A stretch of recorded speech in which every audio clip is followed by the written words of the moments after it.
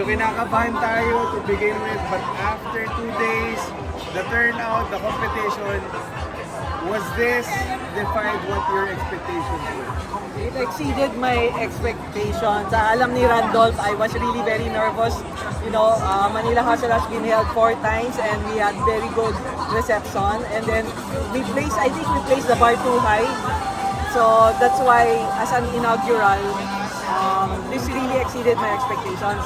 I was really nervous that nobody will show up, that people will be bored by women, well, just the notion of women's basketball. But then they turned up, and then they don't leave, they stay and watch. So I'm really very pleasantly surprised. And this is the first group. It really makes a case for a second. We will be holding Manila Hustle every year, and we're thinking of expanding to cities.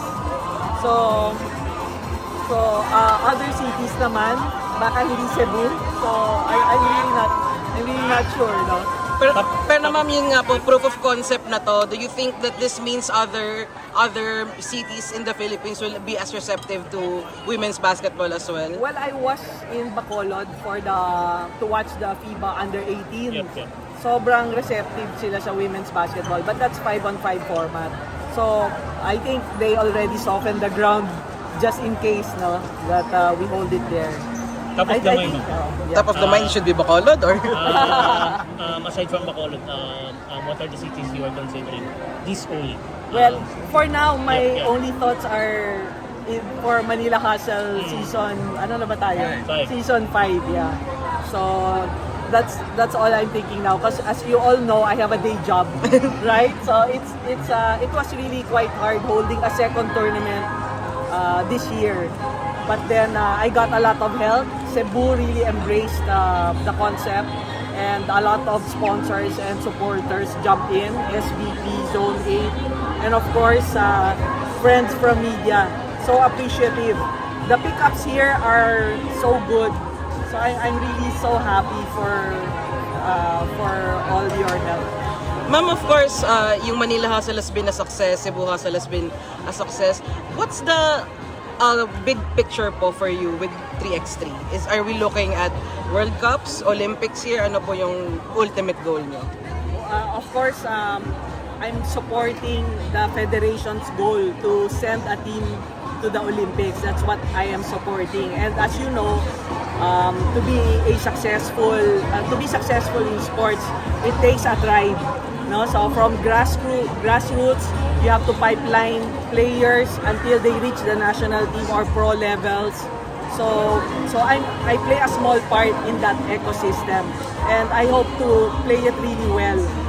The role is, presenting the top players. It's like a view from the top, and when you see these very elite players, I hope that our girls will dream bigger. They will work harder. So it's like moving the finish line to where it should be. After seeing po yung level ng mga local teams natin, particularly let's talk about yung Gilas Under 23. Ano po yung what are your thoughts on the future kumbaga ng 3x3 program? I think the future is really good. Looks really very good.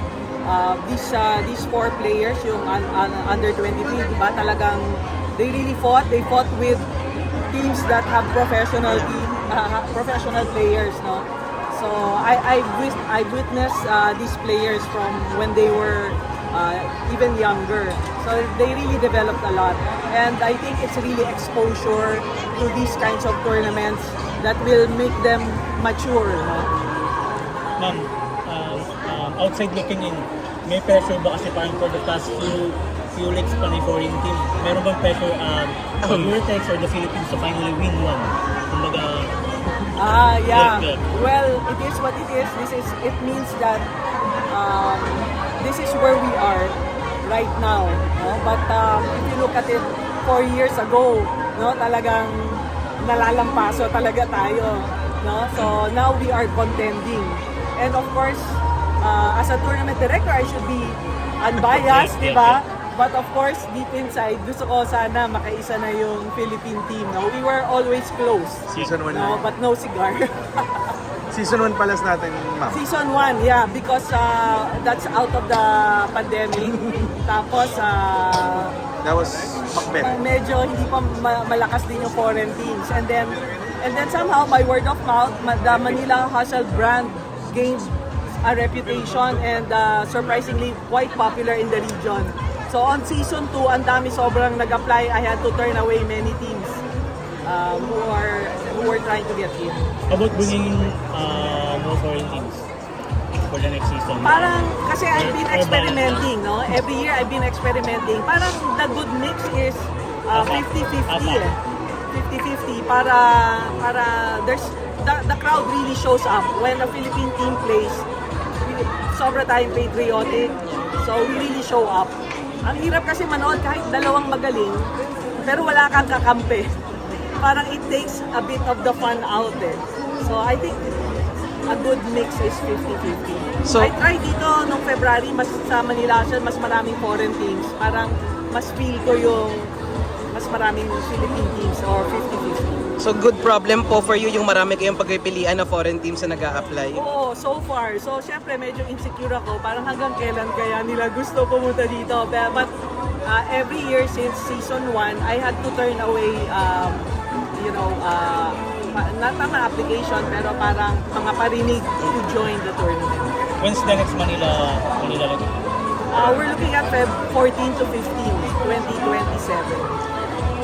Thank you po, ma'am. Thank you po.